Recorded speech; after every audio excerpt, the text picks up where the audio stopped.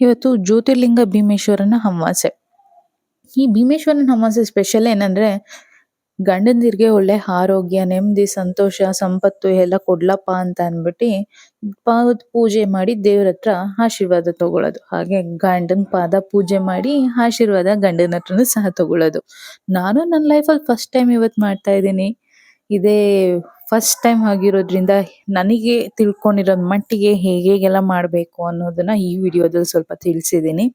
So ಫಸ್ಟಿಗೆ ದೇವ್ರ ಸಾಮಾನೆಲ್ಲ ಮೊನ್ನೆನೆ ಆಷಾಢ ಶುಕ್ರವಾರ ಇರೋದ್ರಿಂದ ಮೊನ್ನೆನೆ ಎಲ್ಲ ತೊಳ್ಕೊಂಡಿದ್ದೆ.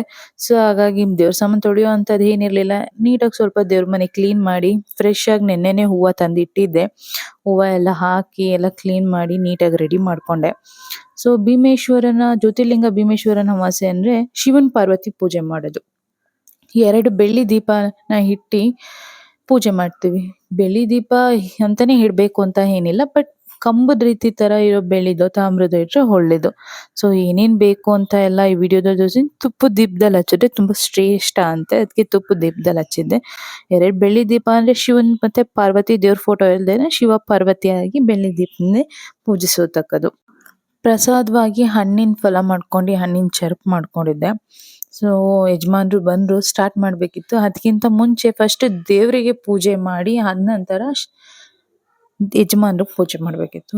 ಸೊ ಫಸ್ಟ್ ದೀಪ ಎಲ್ಲ ಹಚ್ಚಿ ದೇವರಿಗೆ ನಮ್ಮನ್ನ ತಿಳಿಸಿ, ದೇವ್ರೇ ಕಾಪಾಡಪ್ಪ, ಯಾವುದೇ ರೀತಿ ಏನೇ ತೊಂದರೆ ಬಂದ್ರು ಎದುರಿಸೋ ಶಕ್ತಿ ಕೊಡು ಅಂತ ಕೇಳ್ಕೊಂಡು ಯಜಮಾನ್ರು ಪೂಜೆ ಸ್ಟಾರ್ಟ್ ಮಾಡಿದೆ. ಫಸ್ಟ್ ಯಜಮಾನ್ರಿಗೆ ಕುಂಕುಮ ಇಟ್ಟು ಅವ್ರ ಕೈಲಿ ನಾವು ಕುಂಕುಮ ಇಕ್ಕಿಸ್ಕೊಂಡು ಕೈಗೆ ಇಬ್ರಿಗೂ ಒಬ್ರಿಂದ ಒಬ್ರಿಗೆ ಕಂಕಣ ಕಟ್ಟಿಸ್ಕೊಂಡು ನಂತರ ಪಾದ ತೊಳ್ದು ಅರ್ಶಿನ ಕುಂಕುಮ ಹಚ್ಚಿ ನೀಟಾಗಿ ಪೂಜೆ ಮಾಡಬೇಕು. ಯೂಟ್ಯೂಬ್ಗೋಸ್ಕರ ಏನು ಫಸ್ಟ್ ಟೈಮ್ ನಾನು ಮಾಡ್ತಾ ಇಲ್ಲ. ಲಾಸ್ಟ್ ಇಯರ್ ನಾನು ಬಾಣ್ತಿಲಿದ್ದೆ, ಅದು ಲಾಸ್ಟ್ ಇಯರ್ ಪ್ರೆಗ್ನೆಂಟಲ್ಲಿದ್ದೆ. ಹೀಗೆ ಕಾರಣಾಂತರದಿಂದ ಮಾಡೋಕ್ಕಾಗಿರ್ಲಿಲ್ಲ. ಇನ್ನು ಮುಂಬರುವ ವರ್ಷದಲ್ಲಿ ಮಾಡ್ಕೊಂಡು ಹೋಗೋಣ ಅಂತ ಅಂದ್ಬಿಟ್ಟು ಈ ಫಸ್ಟ್ ಟೈಮ್ ಈ ಸಲ ಸ್ಟಾರ್ಟ್ ಮಾಡಿದೆ.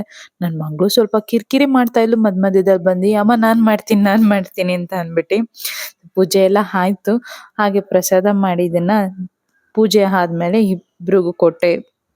ಪೂಜೆ ಆಯ್ತಿದ್ದಂಗೆ ಆರತಿ ಮಾಡ್ಬೇಕು ಗಂಡಂಗೆ, ದೃಷ್ಟಿ ತೆಗಿಯೋ ಥರ 2 ದೀಪ ಇಟ್ಟು ರಥದ ನೀರ್ ಥರ ಮಾಡ್ಕೊಂಡು ಆರತಿ ಎತ್ತಿ ಗಂಡಂಗೆ ಅವ್ರ ಹತ್ರ ಆಶೀರ್ವಾದ ತಗೊಂಡು ನಾವು ಏನು ಆರತಿ ಮಾಡಕ್ಕೆ ರಥದ ನೀರು ಮಾಡ್ಕೊಂಡಿರ್ತೀವೋ ಅದನ್ನ ತಗೊಂಡೋಗಿ ರೋಡಿಗೆ ಚೆಲ್ಲಬೇಕು.